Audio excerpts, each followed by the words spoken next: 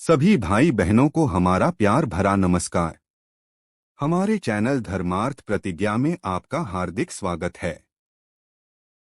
आप सभी ने अवश्य देखा होगा कि अच्छे कर्म करने वाले और दूसरों का भला करने वाले व्यक्ति सदैव दुखी और परेशान रहते हैं, जबकि दुष्ट अधर्मी और दूसरों को सताने वाले व्यक्ति सदैव सुखी संपन्न और धनधान्य से परिपूर्ण रहते हैं। यह देखकर आपके मन में यह विचार अवश्य आता होगा कि अच्छे लोगों के साथ ही हमेशा बुरा क्यों होता है, परंतु अधिकतर लोग इसके पीछे के रहस्य को नहीं जानते हैं। इसका सबसे बड़ा और मुख्य कारण यह है कि लोग धर्म ग्रंथों का अध्ययन नहीं करते हैं और इन ग्रंथों में लिखी गई बातों पर भरोसा नहीं करते हैं। तो आइए इस वीडियो के माध्यम से जानते हैं कि अच्छे लोगों के साथ ही बुरा क्यों होता है तथा बुरे और दुष्ट लोग सदैव आनंदमय क्यों दिखाई देते हैं। प्रिय दर्शकों, हमारे हिंदू धार्मिक ग्रंथ भगवद गीता के अनुसार अर्जुन ने भगवान श्री कृष्ण से पूछा कि हे केशव, कृपा करके मुझे यह बताएं कि अच्छे मनुष्यों के साथ हमेशा ही बुरा क्यों होता है, जबकि बुरे लोग सदैव खुशहाल रहते हैं। अर्जुन की मुखवाणी को सुनकर श्री कृष्ण बोले, हे पार्थ, तुम्हारे कथन के अनुसार मनुष्य जैसा देखता है और आभास करता है, वास्तव में वैसा कुछ भी नहीं होता है, बल्कि अज्ञानतावश मनुष्य वास्तविकता को समझ नहीं पाता है। श्री कृष्ण की बात सुनकर अर्जुन हैरानी से बोले कि हे केशव, आप जो कहना चाहते हैं वह मेरी समझ से परे है। कृपया स्पष्टता पूर्वक वर्णन करें।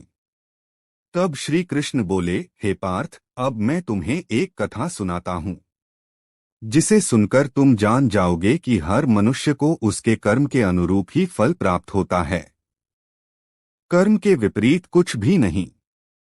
अर्थात जो बुरा कर्म करता है उसे बुरा तथा अच्छा कर्म करने वाले को अच्छा फल प्राप्त होता है, क्योंकि अच्छा अथवा बुरा कर्म मनुष्य द्वारा स्वयं ही निर्धारित किया जाता है। प्रकृति सभी मनुष्यों को समान अवसर प्रदान करती है, परंतु अच्छा कर्म करना है या बुरा कर्म करना है, यह सब व्यक्ति विशेष की इच्छा पर निर्भर करता है। श्री कृष्ण द्वारा अर्जुन को सुनाई गई कथा के अनुसार एक नगर में दो व्यक्ति रहते थे।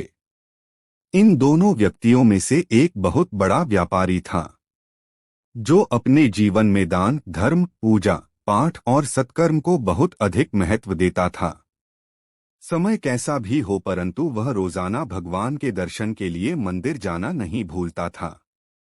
वह भगवान की भक्ति में बहुत अधिक विश्वास करता था, जबकि उसी नगर का दूसरा व्यक्ति पहले व्यक्ति के बिल्कुल विपरीत आचरण करता था। वह दूसरा व्यक्ति भी मंदिर तो जाया करता था, परंतु भगवान के दर्शन हेतु नहीं, बल्कि मंदिर का धन, जूते, चप्पल आदि चोरी करने के उद्देश्य से वह मंदिर जाता था। उस व्यक्ति को दान, धर्म, न्याय, नीति, पाप, पुण्य से कुछ भी लेना देना नहीं था। उसे मतलब था तो सिर्फ इतना कि मंदिर जाकर चोरी करना। इसी प्रकार से समय बीतता गया। एक दिन उस नगर में जोरदार बारिश हो रही थी, जिसके कारण मंदिर में पुजारी के अतिरिक्त कोई भी अन्य व्यक्ति उपस्थित नहीं था। मौसम को देखकर उस चोर के मन में विचार आया कि यह मंदिर में पहुंचकर धन चुराने का अच्छा मौका है। यह सोचकर वह बारिश में ही मंदिर पहुंच गया। मंदिर में पहुंचकर उस पाप कर्म के प्रति दृढ़ व्यक्ति ने पुजारी की नजर बचाकर सभी धन, मूर्ति और जेवरात चोरी कर लिए और सफलतापूर्वक चोरी करके खुश होता हुआ वहां से चला गया। उसी समय धर्म कर्म में विश्वास रखने वाला व्यक्ति भी बारिश में भीगता हुआ भगवान के दर्शन हेतु मंदिर पहुंचा, परंतु मंदिर के पुजारी ने भूलवश उस व्यापारी को ही चोर समझ लिया और शोर मचाकर काफी भीड़ को इकट्ठा कर लिया। समस्त भीड़ उस व्यापारी को ही चोर समझकर उसका अपमान करने लगी। यह देखकर वह भला व्यापारी हैरान हो गया। उसे समझ नहीं आ रहा था कि उसके साथ ऐसा क्यों हो रहा है। किसी प्रकार से भीड़ से बचकर वह मंदिर से भाग गया, परंतु दुर्भाग्यवश मंदिर से भागते हुए उसके साथ दुर्घटना हो गई, जिस कारण वह अत्यधिक घायल हो गया। जब वह घायल होकर घर की तरफ जा रहा था तो रास्ते में उसकी भेंट उसी चोर से हो गई, जो खुश होकर बताने लगा कि आज मेरी किस्मत खुल गई, जो आज एक साथ इतना सारा धन हाथ लग गया। व्यापारी उस चोर की बातें सुनकर भगवान के ऊपर क्रोधित हो गया कि मेरे साथ ही भगवान ने इतना बुरा क्यों किया, जबकि इस पापी को इतना खुशहाल कर रखा है। यह सोचकर उस व्यापारी ने घर पहुंचकर भगवान की सभी प्रतिमाएं उठाकर फेंक दीं और भगवान से नाराज होकर जीवन यापन करने लगा। इस घटना के कई वर्षों बाद दोनों व्यक्ति मृत्यु के उपरांत जब यमराज की सभा में पहुंचे तो उस व्यापारी ने उस दुष्ट व्यक्ति को अपने पास खड़ा देखकर क्रोधित होते हुए धर्मराज से पूछ ही लिया कि मैंने तो जीवन पर्यंत भगवान की आराधना की, दान धर्म किया, लोगों की भलाई के कार्य किए, परंतु इसके परिणाम स्वरूप मुझे मात्र दुख और अपमान मिला, जबकि इस पापी को सुखमय जीवन प्राप्त हुआ। आखिर ऐसा क्यों प्रभु? व्यापारी की यह बात सुनकर धर्मराज बोले, तुम गलत सोच रहे हो पुत्र।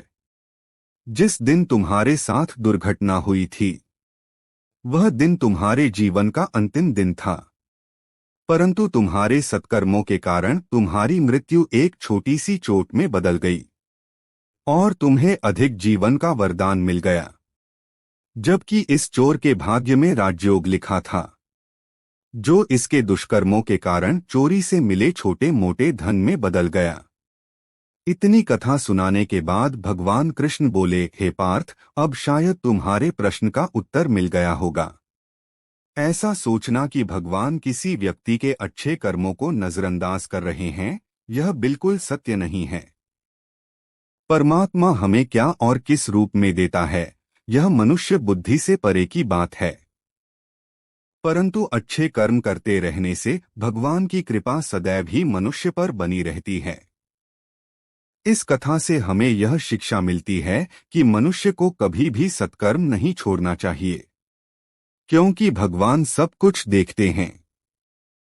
प्रिय दर्शकों, यह थी हमारी आज की प्रस्तुति। यदि आपको यह प्रस्तुति अच्छी लगी हो तो कृपया हमारे चैनल को सब्सक्राइब करके हमारा सहयोग अवश्य करें।